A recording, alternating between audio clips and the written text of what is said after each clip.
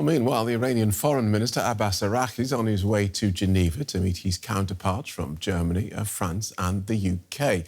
The Europeans are aiming to find a diplomatic road to a nuclear deal with Iran, with the German Foreign Minister urging Tehran to show it was serious about giving up its nuclear programme. Mr. Araghchi said earlier today that his country was not prepared to speak to anyone as long as Israeli attacks continue. Ahead of the meeting, he repeated his country's position. It is the Americans who are seeking negotiations. They have sent messages multiple times, including very serious ones. But we have explicitly told them that as long as the aggression and attacks continue, there is simply no room for talk, or dialogue, or diplomacy. We are in a legitimate state of self-defense, and this defense cannot and will not stop. Let's bring in our chief political editor, Michaela Küfner. Welcome, Michaela. What use are these negotiations with the Europeans and Iran? What use are they without the United States?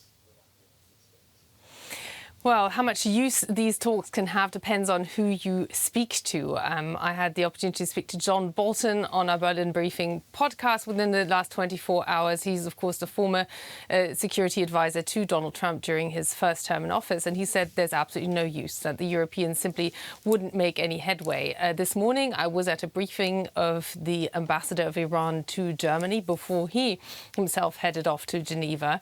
And although we can't quote directly from those talks, the impression I got is that there's a hope also on the Iranian side that speaking to the Europeans could open a bit of negotiating space also with the Americans. It looks like the Europeans are trying to do as much legwork as they possibly can to open up diplomatic space in the hope that Donald Trump, who said he will decide in 2 weeks' time whether he will indeed get more involved in that conflict, which is currently strictly between Israel and Iran, will be swayed to reopen those talks, because let's not forget that's exactly what the US was doing before Israel launched those attacks on Iran.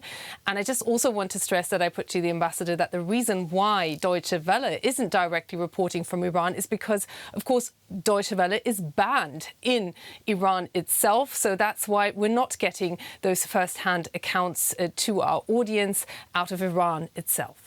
OK. Germany's Foreign Minister, Johann Wadephul, is taking part in those talks. He said before leaving that negotiations with Iran depend on several factors. This requires Iran to show serious readiness to renounce any enrichment of nuclear material that could lead to nuclear weapons. This also requires that the missile plan can be included in the talks. If this serious readiness is there, that means for our part that we'll also be ready to hold further talks. Die Folge sein, dass wir bereit sind, weitere Gespräche zu führen. Michaela Küfner, how much readiness, to use the foreign minister's term, how much readiness do you expect from the Iranian side? None. Clearly, this is an issue of national pride and the survival of the Mullah regime right now as well. It simply cannot afford, after its top brass has been de facto assassinated by Israel, to now be seen to show weakness and to give in to what is expected or demanded to be a full surrender. The sense that I've been getting here from that briefing with the Iranian ambassador is that Iran will not move an inch even on the whole question of whether it will continue to enrich. And it also cannot be expected to see a major shift in position from the Iranian regime, which, after all, is also built on opposing Israel itself. That's also why we're now seeing talks going on a lot beyond what's happening officially in Geneva today. The German Chancellor Friedrich Merz spoke to the Turkish President Erdogan also, who himself has warned warned that there could be migrants as a result of a wider conflict. He also spoke to the Emir of Qatar, of course, having been an important mediator in the past. So we're seeing hyperactivity when it comes to diplomacy, different forces at play, but there's no glossing over that in the end it will depend on whether the Americans, whether Donald Trump decides to take the US, either the whole military or at least potentially that bunker-busting weapon into this conflict. That could become a game changer. For now, we're seeing a lot of casualties on both sides, and we're seeing diplomacy pretty much stuck on the whole question on what the US will do next. OK, Michaela, thank you for that. Michaela Küfner, DW's chief political editor.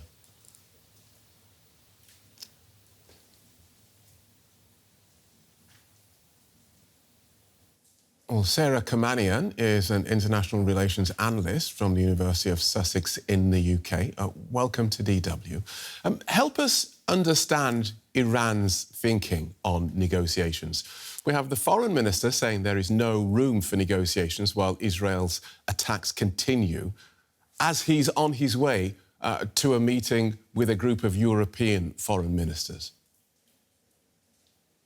Thank you for having me. There has been signs that Iran wants to return to negotiations, but the thing is that the negotiation table didn't work in the first place because the two parties had conflicting red lines, and it's not going to change anything, this kind of new requests, if they continue to have these conflicting red lines. And you can see the US has so far rejected those attempts, framing them as coming from a position of weakness, and is not also willing to grant them the ceasefire they asked for to continue negotiations, of course, because they already have the upper hand in war, Israel.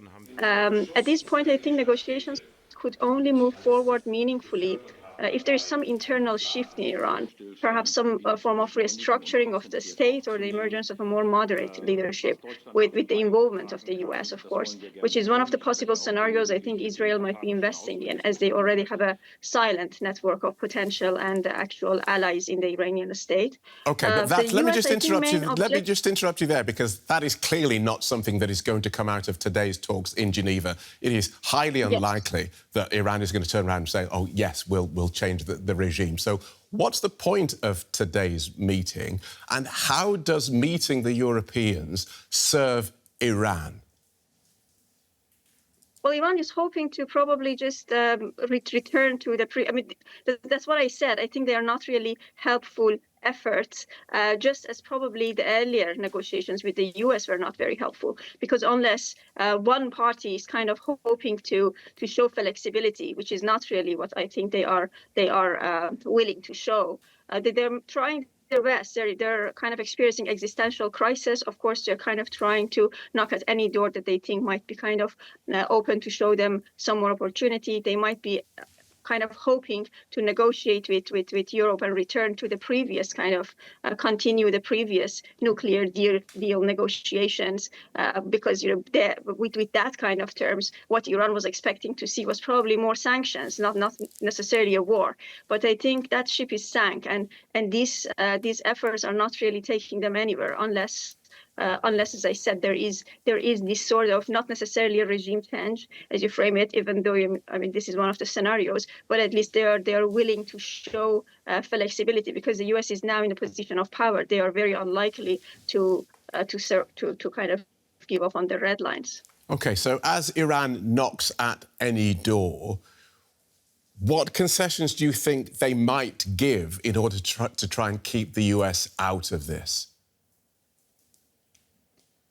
The concessions they are willing to give are probably, well, given that they have lost much of their nuclear facilities by now, it's not very unlikely that they are kind of more willing to negotiate maybe the terms of that deal. But I think this time, as you were asking your previous guest, these negotiations are unlikely to conclude in any meaningful resolution unless the U.S. is somehow involved. And if the U.S. is involved, I think what they are going to ask for is not going to be only about Iran's kind of stopping its nuclear program. They're going to ask for more advantages at this time, which I think is and part of the reason I'm saying I think this is some sort of a deadlock at the moment. I think in addition to halting the nuclear program, stopping nuclear enrichment, Iran would likely be asked to even stop producing ballistic missiles, given what has happened in the past few days, and maybe entirely cut support for proxy groups. But is Iran willing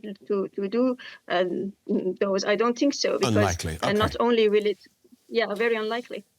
So how stable is the regime in Tehran at the moment? Stable, do you mean like the possibility of popular uprisings, or Yes. is it about... Yes, indeed. In that sense, because Israel has been kind of, I think, strategically deploying this narrative of opening up vacuum power for popular uprisings in Iran the past few days. But I think this narrative is far from new. Foreign interventions have always been justified on the ground of enabling democratic changes. We need to remember that Iran, the Islamic Republic, has repressed political organization, has prevented the possibility of creating political parties for decades. So there are no kind of political organizations that could mobilize people at this particular moment. And we know that war is a context. Is not a context for collective organizing, right? People are very concerned about their day-to-day survival. They're coping with anxiety. They are not really, you cannot really expect. But I think people who are kind of putting more hope, they have more hope in the possibility of regime change through the war, are royalists mostly. And they are the ones who are actually mostly hopeful in the war bringing a top-down change rather than a popular uprising. But something that is important to notice is that this is uneven. Like the geography of Iran is uneven. In some areas, such as, for instance, in Kurdistan, the Kurdish regions, there is this kind of historical, there is a history of political organization. In those areas, the situation might be different, as we already have seen in the political statements of the parties. And finally, and briefly, if you wouldn't mind, what support does Iran have in the region in its conflict with Israel? At the moment, I would say not much, really, probably none. I mean, that they would be lucky if the course of events don't drag more states into this war, because I'm afraid that many states would rather just take a neutral position in this war, very, very expectedly. As we have seen, at least, I mean, when compare it to Assad regime, they could survive for that long because at least they had the support of Iran and Russia to an extent. Iran doesn't even have that. And many states prefer to take a neutral stance. Or if the circumstances change and maybe this war kind of transforms into some sort of civil conflict, maybe some of them, including, I believe, Turkey, might even opportunistically try to use that situation for expanding their own strategic depth and horizons. But I don't think Iran can actually count on any state for any meaningful help beyond this kind of diplomatic, suggesting diplomatic support or discursive support. I don't think that it's very likely for them to receive any meaningful military support from any state. OK, thanks for guiding us through that, Sara. Sara Kermanian from the University of Sussex. Thank you so much.